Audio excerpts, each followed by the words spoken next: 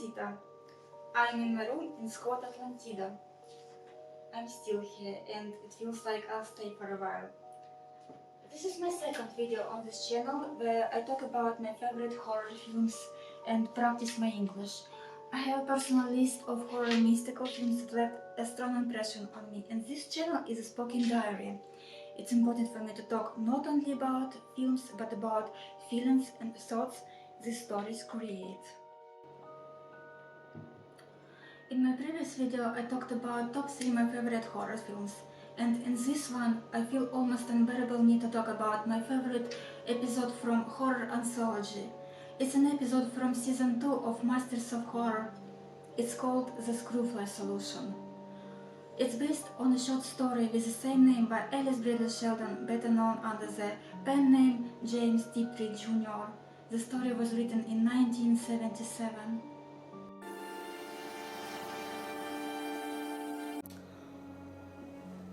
Why is this episode my favorite, not only Masters of Horror, but among all horror anthologies I've ever seen? Because no other story has ever made my blood run cold like this one. Many years have passed, but I still remember this episode very clearly. It still makes me shiver. It's a story about the end of the world, but not in the way you might expect. It's about the end of humanity, and the mechanism behind it is frighteningly simple. The episode begins with a documentary style report about the Screwfly. We are told how dangerous this parasite is and how scientists are trying to eliminate the species. Then we are shown a case in Jacksonville. A man has killed all the women in his family. When the police ask him what happened, he says that God came to him and told him to cleanse this world. At this point I didn't connect the dots yet, but you're probably quicker than me. What do you think will happen next? A quick warning, I will talk about the plot of this episode, not the whole story but the key moments. Enough to explain what shocked me so deeply. If you don't want spoilers, please pause this video, watch the episode first, then come back. I promise it's worth it. So, next we see the news. More cases of women being murdered, and a specific group is mentioned. They are called the Sons of Adam. Then we move to a dinner scene. All the main characters are there. Anna, the main character, her daughter Amy, her husband Alan, an entomologist, Alan's colleague Dr. Bunny, and Dr. Bella, an epidemiologist. Alan proudly explains that he and Bunny have created an enzyme that stops reproduction in male pest flies. Dr. Bella is outraged. She calls this solution cruel. She says that maybe it would be better if humanity didn't exist at all before we destroy the entire planet. Very soon after that, Bella is urgently called to Florida, to Jacksonville, to investigate a strange outbreak of violence against women. When Anna, her husband, and her daughter say goodbye to Bella and Barney, they see a fallen star. They make a wish. I have a dark suspicion that one of those wishes actually came true. Most likely Bella's wish. By the way, that fallen star looks suspiciously large and bright. If I saw something like that in the sky, I would probably start painting a sign saying, "Down with the tyranny of humanity, Earth belongs to 3 Solaris." So, Dr. Bella goes straight into the center of events, to Jacksonville. At that point, there are already around 1,100 reported cases of women being murdered.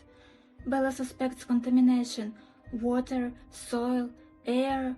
In other words, she believes a virus is spreading. She interviews a young man who killed a stripper. The first thing he tells her is this. He says he made his contribution. He explains that Spirit of God entered him and cleansed him. He says that in the Garden of Eden, man lived in innocence and bliss, and then woman came and broke God's plan. And it's important to say this. Before that, this man had never read the Bible. He was not religious at all. That's when Bella begins to realize that this is not an ordinary psychosis. This is not religious fanaticism. This is something biological. Meanwhile, the mayor of Jacksonville starts influencing the sergeant responsible for Bella's security. He gives him a brochure to read. It's called Return to Eden. And then he asks him, "Have you ever seen an angel? They're not what people think they are." Yes, the events move very fast in this story. I'm amazed at how dense the plot of this episode is.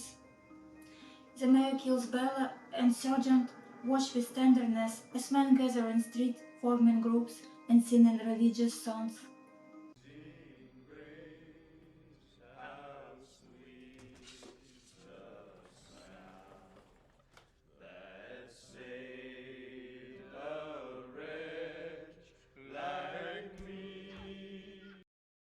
About 10 minutes before her death, Bella reports to her superiors that Alan has important information.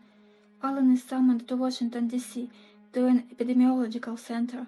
There, Alan and Barney give a presentation. They talk about the enzyme they created for male-based flies. Because of this enzyme, the male fly's instinct is disrupted.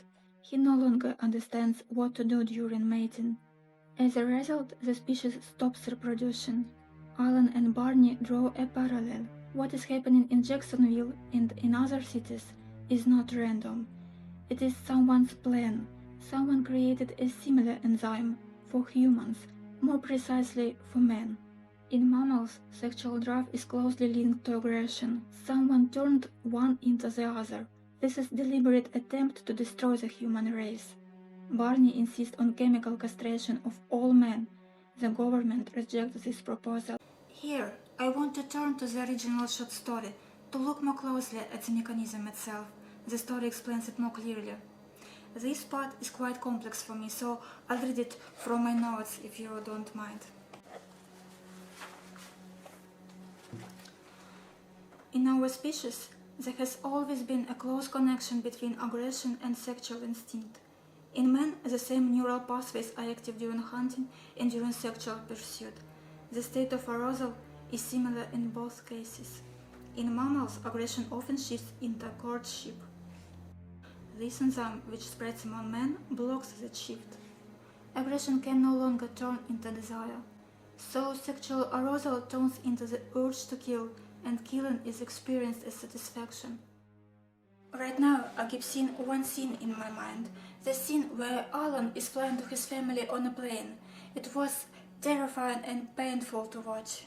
Because that is the moment when Alan realizes that he is infected too, and this realization is shown in a truly frightening way through his nightmare. In the original short story, Alan doesn't fly to his wife and daughter.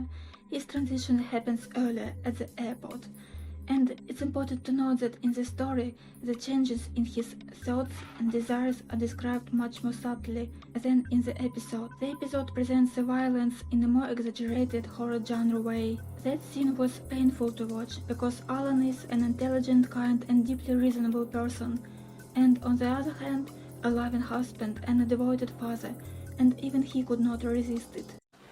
I already said that this story caused a deep fear in me. Now I want to voice some of my frightening thoughts and questions. What scared me the most was the concept itself, the idea to make men kill women in order to destroy our species. It is a simple solution and an effective one. Half of the world's population starts to see the unthinkable as something normal. They feel absolutely right. No appeals to mercy, to reason or to feelings work anymore. I believe that no treatment would really help either. Yes, Barney chose chemical castration in time, and he remained clear-minded until the end.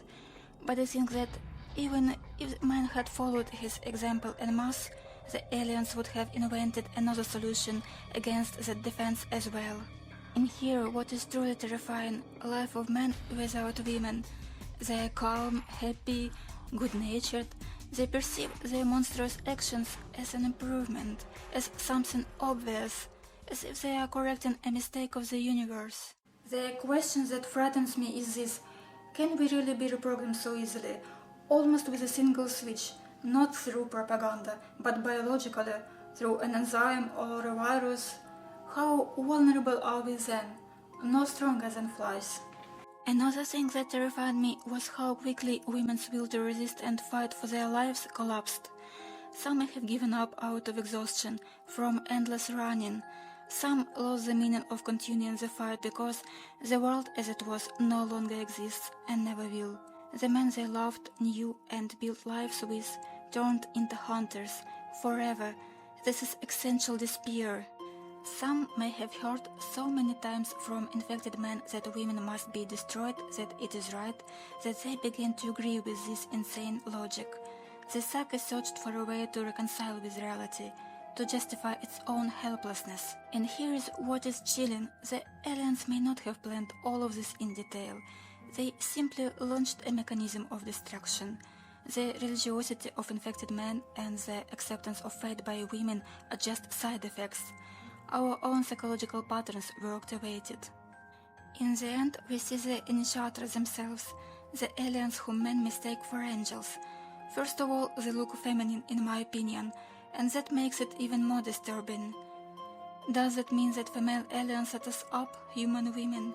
Second, judging by what they have instead of eyes, they seem to be related to flies, which is deeply ironic, an eye for an eye.